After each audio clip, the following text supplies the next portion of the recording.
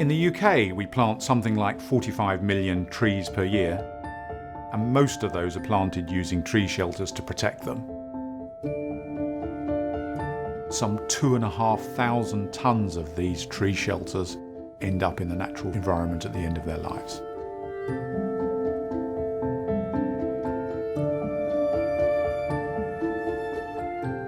I've been involved with tree shelters since their inception, which was early 1980s. I think it's fair to say that there are millions of trees alive today and thriving as a result of tree shelters. People have tried different materials, but they're either too heavy, too fiddly to install, they won't last the duration. What we have to be sure about is that the new tree shelter will do exactly what the old one does, only by using a bio-based plastic that's going to have no impact on the environment.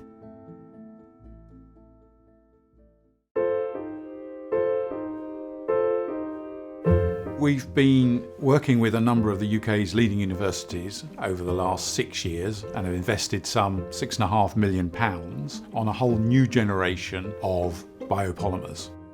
A number of these new polymers are derived from lignin, one of the materials that comes from trees.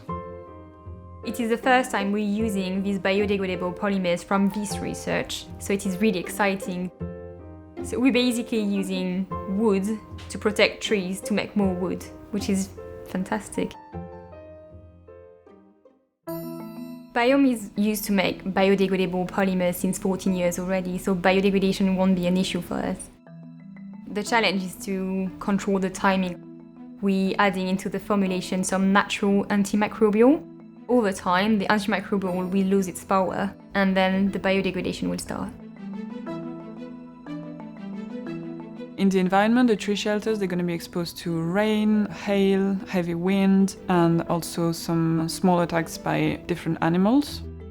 So for this, they need to be stiff enough to resist those attacks, but also flexible, so they don't break.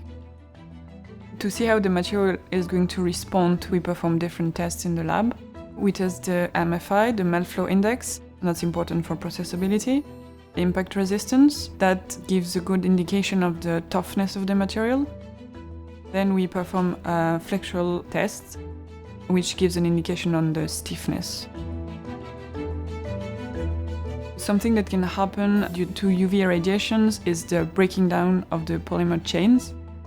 We need to add the right amount of UV stabilizers in order to maintain the mechanical properties just for the time we want.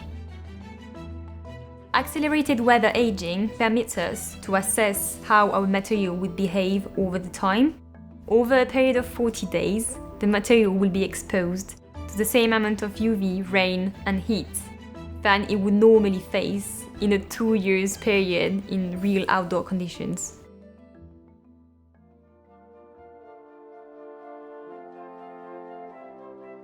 Having tested these materials extensively in laboratory conditions, it's now time to test them in the real world. The next step is to work with Shaw Green to manufacture some 20,000 tree shelters, which we'll plant at various sites around the UK. The UK government has pledged to double the amount of tree planting over the next few years. To support this, we need tree shelters that break down naturally at the end of their working lives and return harmlessly to the soil. UK still has the lowest tree cover in Europe, just 13%, and yet everybody knows that the benefits of trees are enormous. I would love my legacy to the country, if you like, the world of tree shelters, to be a biodegradable one.